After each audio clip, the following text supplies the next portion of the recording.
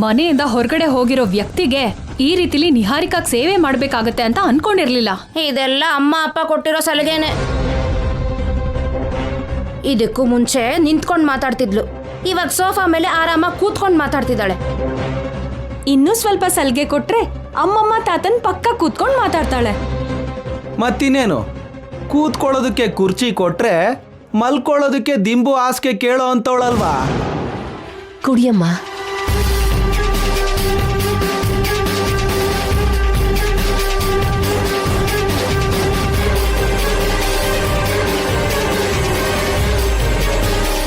ಉಪ್ಪು ಹಾಕಿರೋದಕ್ಕೆ ಅವನಿ ಜಗಳ ಮಾಡ್ತಾಳೆ. ನಾನು ಬೇಕು ಅಂತ ಮಾಡಿದ್ದೀನಿ ಅಂತ ಹೇಳ್ತಾಳೆ. ಮಿಸ್ ಆಗಿ ಹಾಗೆ ನಡೀತು ಅಂತ ಕವರ್ ಮಾಡ್ತೀನಿ.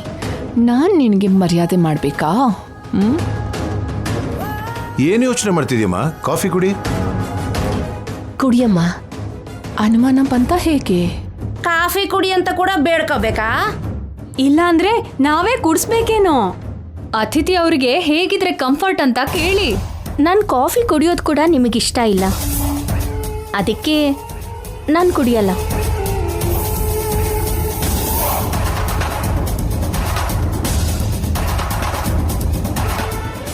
ನಂಗೇನು ಕಾಫಿ ಬೇಡ ಬಿಡಿ. ನೀನು ಹಾಗೆ ಫೀಲ್ ಆಗಬೇಡಮ್ಮ, ಕುಡಿ. ಬೇಡ ಬಿಡಿ ಅತ್ತೆ. ಮಾತಿಗೆ ಮಾತು ಹೇಳ್ಕೊಳ್ಳೋದು ನಮ್ಮಲ್ಲಿ ನಮಗೆ ಅಭ್ಯಾಸ ಅಲ್ವೇನಮ್ಮ. ನೀನು ಕುಡಿಯಮ್ಮ. ಅಯ್ಯೋ ಬೇಡ ಮಾವ. ನಿನ್ನ ಇಷ್ಟೆಲ್ಲ ಬೇಡ್ಕೊಳ್ಳೋ ಅವಶ್ಯಕತೆ ಇಲ್ಲ. ನನ್ನ ಹೆಂಡತಿ ಮಾಡಿರೋ ಕಾಫಿ ಅದ್ಭುತವಾಗಿರುತ್ತೆ. ಇದನ್ನ ಪೂರ್ತಿಯಾಗಿ ಒಂದೇ ಸಿಪ್ಪಲ್ಲಿ ನಾನೇ ಕುಡಿತೀನಿ. ಕೃಷ್ಣ ಬೇಡ, ಅವನಿಗೆ ಕೊಟ್ಬಿಡು. ಅವನಿಗೆ ಯಾಕೆ ಅಷ್ಟೊಂದು ಬೇಡ್ಕೊಳ್ಳೋದು? ಕುಡಿಲಿ ಬಿಡು ನಿಹಾರಿಕಾ. ನೀನ್ ಕುಡಿ ಕೃಷ್ಣ. ಬೇಡ. ಸರಿ ಬಾಬಾ.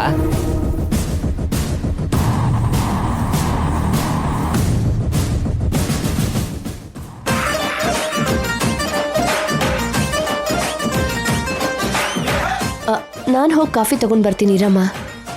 ಅತ್ತೆ, ಅದರ ಅವಶ್ಯಕತೆ ಇಲ್ಲ. ನಾನಿನ್ನು ಹೊರಡ್ತೀನಿ.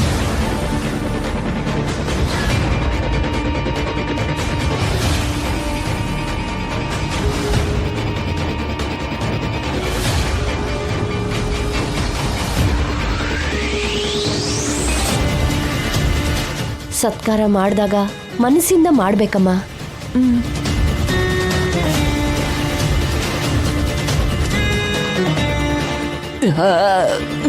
ಒಂದೇ ಸಿಪ್ಪಲ್ಲಿ ಚೆನ್ನಾಗಿ ಕುಡ್ದೆ ಬಾಮೈದ.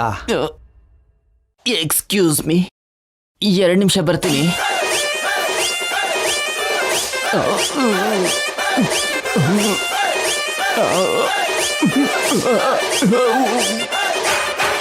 ಬಾಬಾ ತಡ್ಕೊಳಕ್ಕಾಗ್ತಿಲ್ಲ ಬಾಬಾ.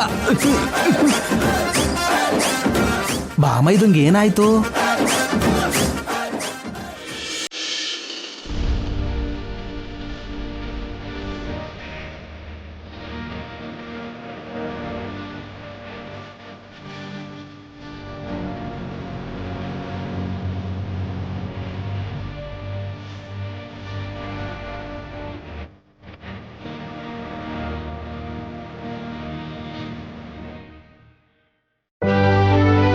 ನಿನ್ನಂತ ಒಂದು ಹೆಣ್ಣು ನಮ್ಮ ಕುಟುಂಬದಲ್ಲಿರೋದು ನಮ್ಮ ಕುಟುಂಬ ಮಾಡಿರೋ ಅದೃಷ್ಟ. ನಮ್ಮ ಕುಟುಂಬ ಬೇರೆ ಆಗದೆ ಇರೋ ಹಾಗೆ ನೋಡ್ಕೊಳ್ಳೋ ಜವಾಬ್ದಾರಿನ ನಿನ್ಮೇಲೆ ಹಾಕ್ತಿದ್ದೀನಿ.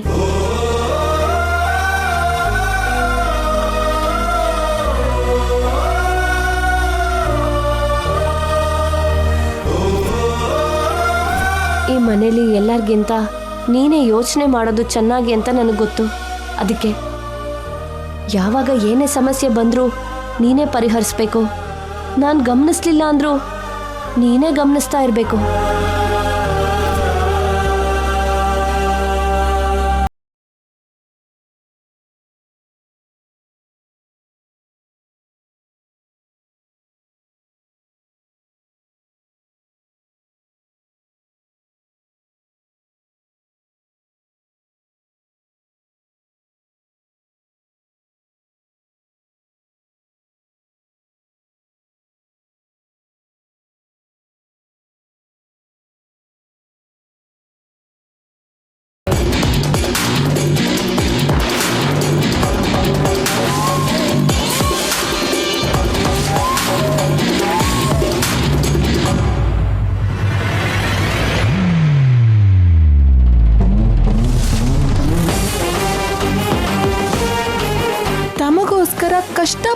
ಕಾಫಿ ಮಾಡ್ಕೊಂಡ್ ಬಂದ್ರೆ ಕುಡಿದೆ ಹಾಗೆ ಹೋಗ್ತಿದ್ದೀರಲ್ಲ? ನಿನ್ ಹಾಗೆ ನನಗೆ ವಿಶ್ವಾಸ ಇಲ್ಲ ಅನ್ಕೊಂಡಿದ್ಯಾ ಏನು? ಅಷ್ಟು ಉಪ್ಪು ಹಾಕದ್ಯಲ್ಲ. ಉಪ್ಪಿನ ವಾಸನೆ ಕೂಡ ಕಂಡುಹಿಡಿಯಕ್ಕಾಗತ್ತಾ ನಿನಗೆ? ನಿನ್ ತಪ್ಪುಗಳನ್ನೇ ಕಂಡು ಹಿಡ್ದೋಳು. ನಾನ್ ಕುಡಿಯೋ ಕಾಫಿನಲ್ಲಿ ನೀನು ಉಪ್ಪು ಹಾಕಿದ್ರೆ ಕಂಡುಹಿಡಿಯೋಕ್ಕಾಗಲ್ವಾ? ನೀನ್ ಸಾಮಾನ್ಯದವಳಲ್ಲ ಬಿಡು. ನಿನ್ನಂತವಳ ಹತ್ರ ಮೃದುವಾಗಿದ್ರೆ ಹೇಗಾಗತ್ತೆ? ತಾವ್ ಮಾಡಿರೋ ಅದ್ಭುತವಾದ ಕಾಫಿನ ಕುಡ್ತಿರೋ ನಿಮ್ ಗಂಡನ್ ಪರಿಸ್ಥಿತಿ ಹೇಗಿದೆಯೋ ಏನೋ.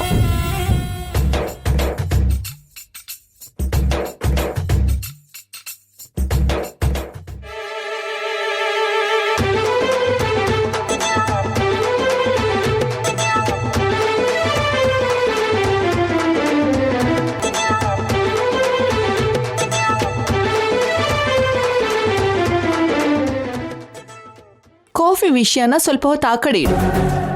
ನೀನೇನು ನನ್ ಮನೆ ಕಡೆ ಹಾಗೆ ನೋಡ್ಕೊಂಡು ಹೋಗ್ತಿದ್ಯಾ? ನಿನ್ ಮನೆನಾ? ನೀನೇನಾದ್ರೂ ಈ ಮನೆ ಭೂಮಿ ಪೂಜೆ ಮಾಡಿದ್ಯಾ? ಇಟ್ಗೆ ಇಟ್ಟಿದ್ಯಾ? ನನ್ ಮನೆ ಅನ್ನೋದಕ್ಕೆ ತಾಳಿ ಕಟ್ಟಿಸ್ಕೊಂಡು ಸೊಸೆ ಆಗಿದ್ದೀನಿ. ಇಟ್ಟಿಗೆ ಇಡೋ ಅಗತ್ಯನೂ ಇಲ್ಲ, ಕಿಟಕಿ ಕಟ್ಟೋ ಅಗತ್ಯನೂ ಇಲ್ಲ. ಈ ಮನೆ ಯಾವತ್ತಿಗೂ ನಿಂದಲ್ಲ. ಈ ಮನೆಯಲ್ಲಿ ನಿನ್ ಸ್ಥಾನ ಯಾವತ್ತೂ ಶಾಶ್ವತ ಅಲ್ಲ. ಇದ್ದಷ್ಟು ದಿನ ನೀನ್ ಸಂಭ್ರಮ ಪಡೋದೇ ಹೊರತು ನಿನ್ ಸಂತೋಷ ತುಂಬಾ ದಿನ ಕೂಡ ಇರಲ್ಲ.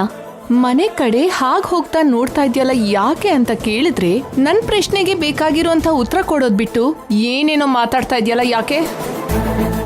ದೇವಾಲಯದಂತ ಮನೇನ ಒಂದ್ ದೆವ್ವದ ಕೈ ಕೊಟ್ಟು ಹೊರಗಡೆ ಹೋಗಿದೀವಲ್ವಾ, ಅದಕ್ಕೆ ಬೇಜಾರಾಗ್ತಾ ಇದೆ. ಅಷ್ಟೇನಾ? ಇಲ್ಲ ಅಂದ್ರೆ ಈ ಮನೇಲಿರೋ ಸೌಕರ್ಯಗಳು ಆ ಮನೆಯಲ್ಲಿ ಇಲ್ಲ ಅಂತ ಬೇಜಾರಲ್ಲಿ ಹಾಗೆ ನೋಡ್ತಿದ್ಯಾ? ಅದ್ರ ಬಗ್ಗೆ ಎಲ್ಲ ನಾನು ಯಾವತ್ತೂ ಯೋಚನೆ ಕೂಡ ಮಾಡಲ್ಲ. ಹಾಸಿಗೆ ಎಲ್ಲಿವರೆಗೂ ಇರತ್ತೋ ಅಲ್ಲಿವರೆಗೂ ಕಾಲ್ ಚಾಚಿ ಮಲ್ಕೊಳ್ಳೋದು, ತಟ್ಟೆಲಿ ಎಷ್ಟು ಅನ್ನ ಇರತ್ತೋ ಅಷ್ಟೇ ತಿನ್ನೋದು ಚಿಕ್ಕ ವಯಸ್ಸಿಂದ ನಂಗೆ ಹೇಳ್ಕೊಟ್ಟಿದ್ದಾರೆ. ಸೌಕರ್ಯಗಳ ಜೊತೆಗೆ ಕೂಡಿದ ಸುಖ ನಂಗೆ ಅವಶ್ಯಕತೆ ಇಲ್ಲ. ಹಾಗಿದ್ದಾಗ ನಿನ್ಗೆ ಅಷ್ಟೊಂದು ಬೇಜಾರು ಇರಬಾರ್ದಲ್ಲ? ನಾನು ಯಾಕೆ ಬೇಜಾರು ಮಾಡ್ಕೊತಿದ್ದೀನಿ ಅಂದ್ರೆ, ಇದಕ್ಕೂ ಮುಂಚೆ ಅತ್ತೆ ಮಾವಂಗೆ ಸೇವೆ ಮಾಡ್ತಾ ಇದ್ದೆ. ಇವಾಗ ನಾನು ಆ ಸೇವೆಗಳಿಗೆ ದೂರ ಆಗಿದ್ದೀನಿ ಅಂತ ಬೇಜಾರಾಗ್ತಾ ಇದೆ. ಇದಕ್ಕೆ ಮುಂಚೆ ನನ್ನ ಕುಟುಂಬಕ್ಕೆ ನಾನು ಕಾವಲಾಗಿರ್ತಾ ಇದ್ದೆ. ಇವಾಗ ಹಾಗೆ ಕಾವಲಿರೋದಕ್ಕಾಗ್ತಾ ಇಲ್ಲ ಅಂತ ಬೇಜಾರು ಮಾಡ್ಕೊತಾ ಇದ್ದೀನಿ.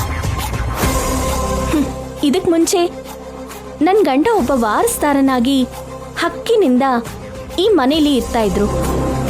ಇವಾಗ ಅವ್ರು ನನ್ನ ಜೊತೆಲಿ ಹೊರಗಡೆ ಬಂದ್ರು ಅಂತ ಬೇಜಾರು ಮಾಡ್ಕೊತಿದ್ದೀನಿ. ಅಷ್ಟೇ ಹೊರತು ಬೇರೆ ಯಾವುದಕ್ಕೂ ಆಸೆ ಪಡ್ತಾ ಇಲ್ಲ ನಾನು. ನೀನ್ ಕಾರಣ ನೀ ಎಷ್ಟಾದ್ರೂ ಹೇಳು, ಹೇಗಾದ್ರೂ ಮಾಡಿ ಈ ಮನೆಯೊಳಗೆ ಕಾಲಿಡ್ಬೇಕು ಅನ್ನೋದೇ ನಿನ್ನ ಉದ್ದೇಶ ಅಲ್ವಾ? ಛೀ ತೂ ಅಂತ ಹೊರಗಡೆ ಹಾಕಿದ್ರು ಕೂಡ ಯಾವುದೋ ಒಂದು ನೆಪ ಇಟ್ಕೊಂಡು ಮತ್ತೆ ಬರೋದಕ್ಕೆ ನಾಚಿಕೆ ಆಗಲ್ವಾ ನಿನಗೆ? ಆ ಮಾತಿಗೆ ಬಂದ್ರೆ ನಾಚಿಕೆ ಪಡಬೇಕಾಗಿರೋದು ನೀನು. ಯಾಕೋ? ನಿಂದು ಕಳ್ ಜಾತಕ ಅಂತ ಎಲ್ರಿಗೂ ಗೊತ್ತಾದ್ರೂ ಕೂಡ ಅಂತ ಜಾತಕನ ಇಟ್ಕೊಂಡು ಎಲ್ರನ್ನೂ ಮೋಸ ಮಾಡಿ ಈ ಮನೇಲಿ ಸೇರ್ಕೊಂಡಿರೋದಕ್ಕೆ ನೀನ್ ನಾಚಿಕೆ ಪಡಬೇಕು. ಆಚಾರ ಸಂಪ್ರದಾಯಗಳಿಗೆ ಗೌರವಿಸಿ, ಪೂಜೆಗೆ ಹಬ್ಬಗಳಿಗೆ ತುಂಬಾ ಬೆಲೆ ಕೊಟ್ಟು 10 ಊರಿನ ಕ್ಷೇಮದ ಬಗ್ಗೆ ಯೋಚನೆ ಮಾಡೋ ದೇವತೆ ಅಂತ ಅತ್ತೆಗೆ ನಂಬಿಕೆ ದ್ರೋಹ ಮಾಡಿರೋದಕ್ಕೆ ನೀನ್ ನಾಚಿಕೆ ಪಡಬೇಕು. ನಿನ್ ಬುದ್ಧಿ, ನಿನ್ ಗುಣ, ನಿನ್ ವ್ಯಕ್ತಿತ್ವ ಒಂದು ಕೂಡ ಒಳ್ಳೇದಿಲ್ದೇ ಇರೋದಕ್ಕೆ ನಾಚಿಕೆಯಿಂದ ನೀನ್ ತಲೆ ತಗ್ಗಿಸ್ಬೇಕು. ನಾನ್ ಮಾಡ್ತಾ ಇರೋ ಕೆಲ್ಸ ನಿನ್ ಕೈಯಲ್ಲಿ ಆಗದೆ ಇರೋ ಕಾರಣಕ್ಕೆ ಒಳ್ಳೆತನ ಅನ್ನೋ ಮುಸುಕ್ ಹಾಕೊಂಡು ಬದುಕ್ತಾ ಇದ್ಯಾ? ನಿನ್ ಕೈಲಾಗೋದಿದ್ರೆ ನೀನ್ ಕೂಡ ನನ್ನ ಹಾಗೆ ಮಾಡ್ತಿದ್ದೆ. ಛೀ, ಬಾಯಿ ಮುಚ್ಚು. ಕೆಟ್ಟವಳಾಗೋದಕ್ಕೆ ಎಷ್ಟೊತ್ತು ಬೇಕು? 1 ನಿಮಿಷದ ಕೆಲಸ. ಮನುಷ್ಯ ಜನ್ಮ ಎತ್ತಿದ ಮೇಲೆ ಒಳ್ಳೆತನದಿಂದಾನೇ ಸಾಯೋವರೆಗೂ ಬದುಕಬೇಕು. ಆಗ್ಲೇ ದೇವ್ರು ನಮಗೆ ಕೊಟ್ಟಿರೋ ಜನ್ಮಕ್ಕೆ ಒಂದು ಅರ್ಥ ಇರತ್ತೆ. ಸರಿ, ನೀನ್ ನಿನ್ ಹಾಗೆ ಇರು, ನಾನ್ ನನ್ನ ಹಾಗೆ ಇರ್ತೀನಿ. ನಿನಗ್ ಬದಲಾಗು ಅಂತ ನಾನ್ ಹೇಳಲ್ಲ, ನನ್ನ ಬದಲಾಗು ಅಂತ ನೀನು ಹೇಳ್ಬೇಡ. ನೋಡು, ನಾನು ಅಲ್ಲಿದ್ರು ಇಲ್ಲಿದ್ರು ಈ ಮನೆ ಸುತ್ತಾನೆ ಓಡಾಡ್ತಿರ್ತೀನಿ. ಇಲ್ಲಿ ಯಾವುದೇ ಸಮಸ್ಯೆ ಬಂದರೂ ಪರಿಹಾರ ಮಾಡ್ತಿರ್ತೀನಿ. ಇನ್ನು ನಿನ್ನ ವಿಷಯ ಅಂತೂ ನಾನು ಸುಮ್ಮನೆ ಬಿಡಲ್ಲ. ನಿಂದು ನಮ್ಮತ್ತೆ ಅಂತ ಜಾತಕ ಅಲ್ಲ ಅಂತ ಆಧಾರಗಳ ಜೊತೆ ಸಾಕ್ಷಿಗಳ ಜೊತೆಗೆ ನಿರೂಪಿಸ್ತೀನಿ. ಅದು ನಿನ್ನಿಂದ ಸಾಧ್ಯನೇ ಇಲ್ಲ.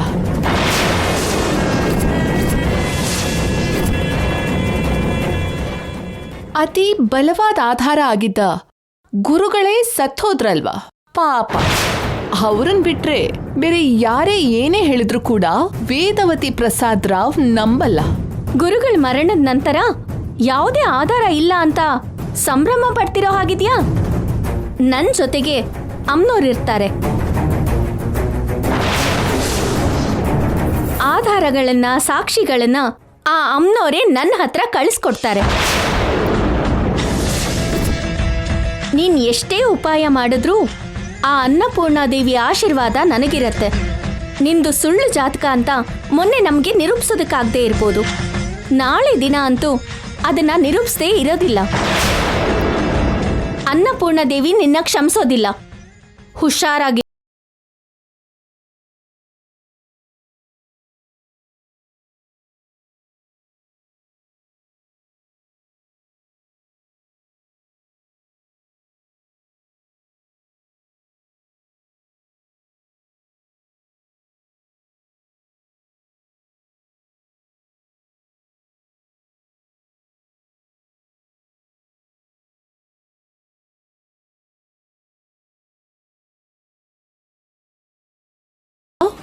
ಈ ನಿಹಾರಿಕಾನ ಏನು ಮಾಡಕ್ಕಾಗಲ್ಲ.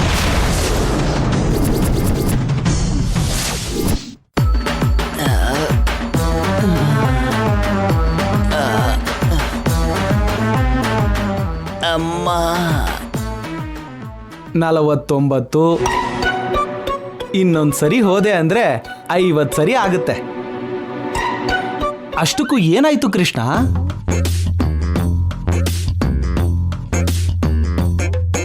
ಕಾಫಿಯಲ್ಲಿ ವಿಪರೀತವಾಗಿ ಉಪ್ಪಿತ್ತು ಬಾಬಾ. ಅದಾ ವಿಷಯ.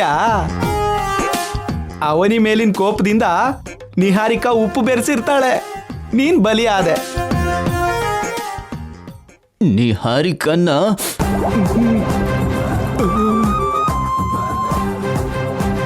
ಬಾಬಾ ಮತ್ತೆ ಹೊಟ್ಟೆ ಗುಡುಗುಡು ಅಂತಿದೆ ಬಾಬಾ. ನನಗೆ ಮೊದಲೇ ಸುಸ್ತಾಗ್ಬಿಟ್ಟಿದೆ, ಸ್ವಲ್ಪ ನೀನು ಬಾ ಬಾಬಾ. ಚೆನ್ನಾಗಿ ಕೇಳ್ದೆ ಬಿಡು. ಒಳ್ಳೆ ಜಾಗಕ್ಕೆ ಬಾ ಅಂತಿದ್ಯಾ. ನಿನ್ನ ಕಷ್ಟ ನೀನೇ ನೋಡ್ಕೋ ಬಾಬಾ. ಪ್ಲೀಸ್ ಬಾಬಾ, ಬಾತ್ರೂಮ್ ಊಟಿಗೆ ತನಕ ಕರ್ಕೊಂಡು ಹೋಗು ಬಾಬಾ. ಬಾಬಾ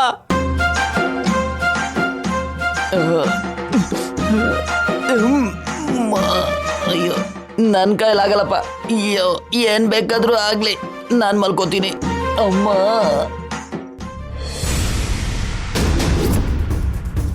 ನೀವು ಹೇಳಿದಾಗೆ ವೇದವತಿ ಅವ್ರ ಮನೆ ಪ್ಲಾನ್ ತಗೊಬಂದಿದ್ದೀನಿ sir. Good. Explain me immediately. ಇದು ಮೇನ್ ಎಂಟ್ರಿ ಸರ್. ಮೇನ್ ಎಂಟ್ರಿಯಿಂದ ಒಳಗೆ ಹೋಗ್ತಿದ್ದಂಗೆ ದೊಡ್ಡ ಹಾಲ್ ಇದೆ. ಇದು centre staircase. Left side 10 feet distance ಅಲ್ಲಿ ಕಿಚನ್ ಇದೆ. ರೈಟ್ ಸೈಡ್ 15 ಫೀಟ್ ಡಿಸ್ಟೆನ್ಸ್ ಅಲ್ಲಿ ನಮಗೆ ಬೇಕಾಗಿರೋ ಅಮ್ಮನವರ ಪೂಜೆ ಕೋಣೆ ಇದೆ.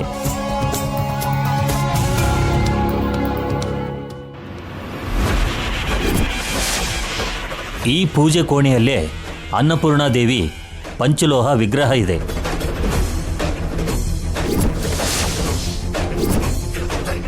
ತಲತಲಾಂತರದಿಂದ ಪೂಜಿಸ್ತಾ ಇರೋ ಮೂಗುತಿ ಇದೆ.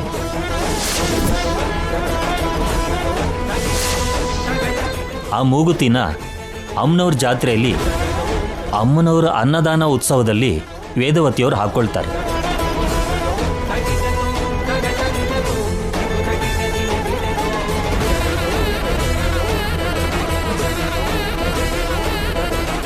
ಸಾವಿರ ಕೋಟಿ ಬೆಲೆ ಬಾಳೋ ಗುಪ್ತನಿಧಿ ಭೂಮಿಲಿರೋ ಹಾಗೆ ವೇದವತಿಯವ್ರ ಮನೆಯಲ್ಲಿ ಈ ಅಮ್ಮನವ್ರ ಕೋಣೆ ಒಳಗೆ ಅಷ್ಟು ಬೆಲೆ ಬಾಳೋ ವಿಗ್ರಹಗಳಿವೆ.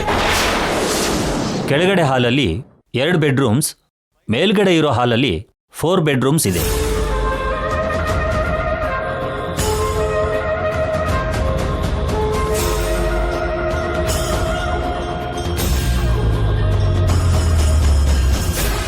ಟೋಟಲ್ ಆಗಿ ವೇದವತಿಯವರ ಮನೆ ಡಿಸೈನ್ ಸರ್ ಇದು. What about security? ಪ್ರೆಸೆಂಟ್ ಆ ಮನೆ ಮುಂದೆ ಯಾವ ಸೆಕ್ಯೂರಿಟಿನೂ ಇಲ್ಲ ಸರ್. ಇದಕ್ಕೆ ಮುಂಚೆ ಇತ್ತೋ ಇಲ್ವೋ ಗೊತ್ತಿಲ್ಲ. What about CC cameras? CC camera ಕೂಡ ಇಲ್ಲ ಸರ್. ಆ ವಿಷಯನ ಕ್ಲಿಯರ್ ಆಗಿ ಎನ್ಕ್ವೈರಿ ಮಾಡಿ. Sure sir. So operation Annapurna Devi ಇವತ್ತು ನೈಟ್ ನಡಿಬೇಕು. ಚರಣ್ ಸರ್, ನಮ್ಮವರನ್ನ ಕರ್ಕೊಂಡು ಇವತ್ತು ರಾತ್ರಿನೇ ಹೋಗು. ನಮ್ಮವರು ಯಾರಿಗೂ ಕಾಣಿಸ್ಬಾರ್ದು. ನಮ್ಮ ಮೇಲೆ ಯಾರಿಗೂ ಅನುಮಾನ ಬರಬಾರದು. ವೇದವತಿ ಮನೆಯೊಳಗೆ ಕಾಲಿಟ್ಟ ಹಾಫ್ ಅನ್ ಅವರ್ಗೆ ನಮ್ಮ ಕೆಲಸ ಆಗಬೇಕು. ಓಕೆ? Okay sir. ನೀವು ಆ ಐಡಲ್ನ ತಗೊಂಡು ಬಂದರೆ we will move to Africa. ಸರಿ ಸರ್, ಇವತ್ತು ನೈಟ್ ಹೇಗಾದರೂ ಅಮ್ನೋರ್ ವಿಗ್ರಹನ ಕಳ್ತನ ಮಾಡ್ತೀವಿ. Boys, this is good opportunity for all of us. Don't miss it. Okay? Okay sir.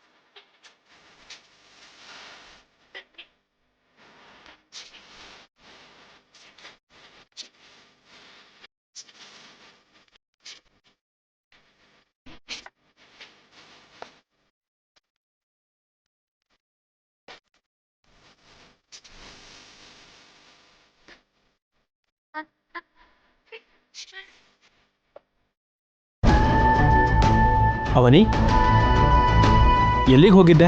ಮುಖ್ಯವಾದ ಕೆಲಸ ಇತ್ತು, ಹೋಗಿದ್ದೆ ಬಾವಾ. ಏನಷ್ಟು ಮುಖ್ಯವಾದ ಕೆಲಸ? ಹೇಳ್ತೀನಿ ಇರು ಬಾವಾ.